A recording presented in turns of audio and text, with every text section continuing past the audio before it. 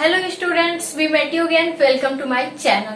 तो आज हम आप लोग को बायोलॉजी में क्या बताने वाले हैं। तो आज हम आप लोग को बायोलॉजी में जो फोर्थ फाइलम होता है, हम प्लेटीहेल्मिन्थेस के बारे में बताने वाले हैं। तो आज आप लोग का टॉपिक क्या है? तो आप लोग का टॉपिक है प्लेटीहेल्मिन्थेस। टॉपिक क्या है?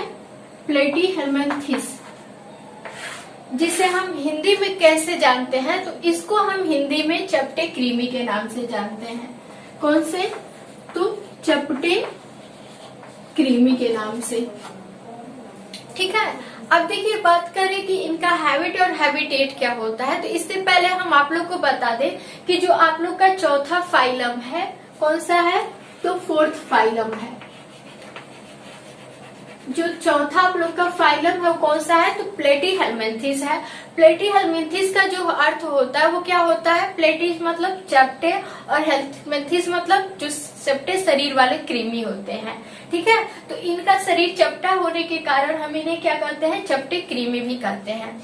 अब देखिए, इस फाइलम के जितने भी एनिमल होते हैं, इनका हैबिट और हैबिटेट क्या होता है? हैबिट एंड हैबिटेट, जो इनका वास स्थान होता है, ये कहाँ पे होता है? तो ये फिर ये जो होते हैं, ये नम मिट्टियों में या फिर सब्जी फलों के जड़ों में क्या होते हैं? पाए जाते हैं। मतलब इनका जो स्थान होता है ये क्या होते हैं? मिट्टियों में। कहाँ होते हैं? तो मिट्टियों में या फिर कचड़ों में होते हैं। जहाँ पे कोई भी हम लोग क्रॉप्स उगाते हैं, फसल उगाते हैं, साग सब्जी, वहाँ ये मिट्टियों में क्या होते हैं? पाए जाते हैं। अब देखिए, हम लोग बात करें तो ये जो प्लेटीहेल्मिन्थेस फाइलम के जितने भी प्राणी होते हैं, एनिमल होते हैं, इनका जो मेन कैरेक्टर होता है वो क्या होता है? तो चपटा होता है। और शरीर जो होता है द्विपार्श्व सममित होता है। शरीर क्या होता है? तो द्विपार्श्व सममित होता है, मतलब रेडिकल होता है। क्या होता है? तो रेडिकल होता है। मतलब इन्हें हम दो बराबर बराबर भागों में डिवाइड कर सकते हैं। अब देखिए, बात करें तो ये होते हैं, ये जो होते हैं ये हमारे शरीर में पैरासाइट होते हैं। ये क्या होते हैं? तो पैथोजेनिक होते हैं। पैथोजेनिक बोले तो रोगजनक होते हैं। रोगजनक होते हैं। ये क्या काम करते हैं? तो जितने भी एनिमल्स होते हैं, फॉर एग्जाम्पल हम लोग ले सकते हैं गाय, भैंस, सुअर या फिर मनुष्य। ये जितने भी एनिमल्स होते हैं, उन एनिमल्स के क्या होते हैं? तो एनिमल्स के शरीर के अंदर पाए जाते हैं। एनिमल्स के क्या होते हैं? शरीर में परपोषी होते हैं। मतलब इनका जो न्यूट्रिशन होता है, बात करें न्यूट्रिशन की, किसकी? तो न्यूट्रिशन की। तो इनका जो भी पोषण होता है, तो अपने पोषण को कैसे इंटेक करते हैं, पोषण को कैसे प्राप्त करते हैं? तो ये जितने भी एनिमल्स होते हैं, इन एनिमल्स के शरीर में रह करके, या फिर हम बोले तो फॉर एग्जांपल ले सकते हैं जैसे स्मॉल इंटेस्टाइन हो गया, या फिर जो गाल ब्लैडर की डक्ट होती है, नली होती है, इन नलियों में या फिर लीवर के अंदर ही रह करके अपना पोषण क्या करते हैं? प्राप्त करते हैं। अब देखिए, बात करें तो ये क्या होते हैं? हमारे आंत में या फिर जो पित्त नली होती है, क्या होती है? पित्त नली होती है, जिसे हम बाइल डक्ट कहते हैं। या फिर हमारे लीवर में ये क्या होते हैं? रहते हैं, और उसी से अपना क्या करते हैं? पोषण प्राप्त करते हैं।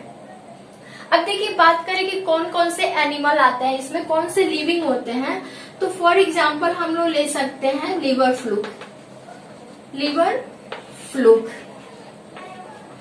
फ्लूक होता है, या फिर हम लोग ले सकते हैं जो आप लोग का फीता कृमि होता है। ये क्या होता है?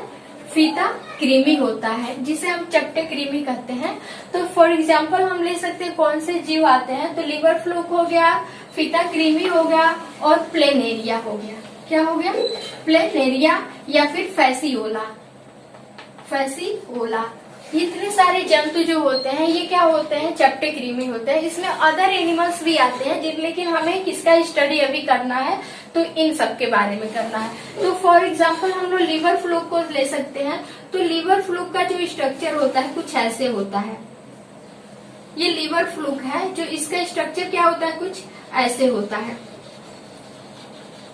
ठीक है। और इसके बीच में क्या होता है, माउथ होता है। ये क्या होता है, तो बीच में माउथ होता है। और लीवर फ्लूक के बीच में क्या होता है, सुक होता है। इसी सुक के सहारे क्या करते हैं, किसी भी व्यक्ति के शरीर के अंदर परपोषी के रूप में रह करके उसके ब्लड को क्या करते हैं, सुक करते हैं, मतलब चूसते हैं, और उन्हीं से अपने पोषण को ये क्या करते हैं, प्राप्त करते हैं। और ये इसका क्या है, नेक है। ठीक है, ये आप लोग का क्या है, लीवर फ्लूक है, जो हमारे लीवर में पाया जाता है। और ये किस थ्रू पहुंचता है, तो देखिए ये सारे जितने भी होते हैं, ये फॉर एग्जाम्पल हम लोग ले सकते हैं चपटे कृमि। ये आप लोग का क्या है, तो एक प्रकार से चपटा कृमि है। ये चपटा कृमि है। इसका स्ट्रक्चर हमें कुछ ऐसे देखने को मिलता है।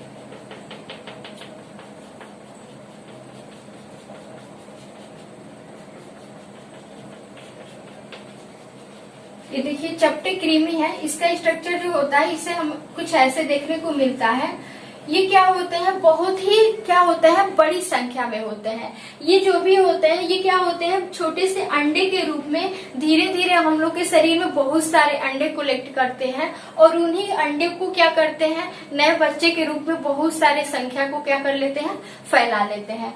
तो ये आप लोग का फीता कृमि है। ये क्या है, लिवर फ्लूक है। और एक जो होती है वो क्या होती है, तो प्लेनेरिया होती है। ये क्या होती है, तो प्लेनेरिया होती है। प्लेनेरिया में जो बात करें कि रीजेनरेशन की क्षमता बहुत अधिक होती है। प्लेनेरिया में क्या होती है, तो रीजेनरेशन बोले तो पुनरुत्थान की जो कैपेसिटी होती है वो बहुत अधिक होती है। तो ये आपका क्या है, प्लेनेरिया है।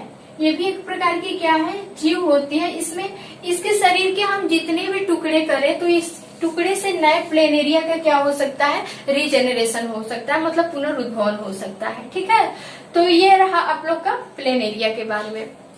अब देखिए बात करें तो ये कैसे हम लोग के बॉडी में पहुंचते हैं, हम लोग के शरीर में कैसे पहुंचते हैं, हार्मफुल कैसे होते हैं।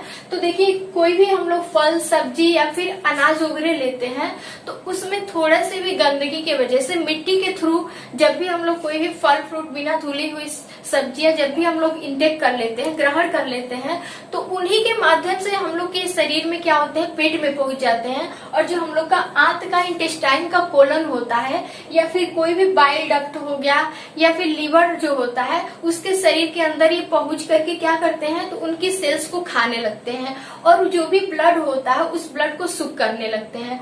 तो इस वजह से ये बहुत सारी हमारे शरीर में क्या हो सकती है, तो बीमारियां हो सकती हैं। अभी हम आप लोग को रिसेंटली फॉर एग्जाम्पल बता दिए, जो लीवर फ्लूक होता है हमारे लीवर में पाया जाता है। फीता कृमि हो जो तो होता है हम लोग के इंटेस्टाइन में, आंत की दीवारों को काट करके खाने लगता है, जिसकी वजह से अल्सर या फिर और सारी बीमारियां हो सकती हैं। और वही बात करें प्लेनेरिया की, तो जो प्लेनेरिया होती है इसमें रीजेनरेशन की क्षमता बहुत अधिक होती है। और ये क्या करते हैं, तो बहुत ही छोटे छोटे अंडे देते हैं, लगभग लाखों की संख्या में, हजारों लाखों की संख्या में। एक पोषण के शरीर में क्या करते हैं, तो बहुत सारे अंडे देते हैं, और उन्हीं अंडे के थ्रू क्या होता है, तो बहुत सारे क्या होते हैं, ये जितने भी हम लोग ये चपटे कृमि होते हैं, ये सारे क्या करते हैं, तो नए नए जीव का निर्माण कर लेते हैं। ठीक है, तो इनकी संख्या बहुत अधिक होती है, और ये जब भी मल के रूप में क्या होते हैं, बाहर निकलते हैं, तो फिर सारे जितने भी मिट्टी वगैरह होती है उन सब में फैल जाते हैं, और फिर उन्हीं के थ्रू नए जीव में क्या कर जाते हैं, प्रवेश कर जाते हैं। तो ये रहा आप लोग का प्लेटीहेल्मिन्थेस चपटे कृमि के बारे में। आई होप आप लोग को ये अच्छे से समझ में आया होगा। अब मिलेंगे नेक्स्ट वीडियो में। Thanks for watching.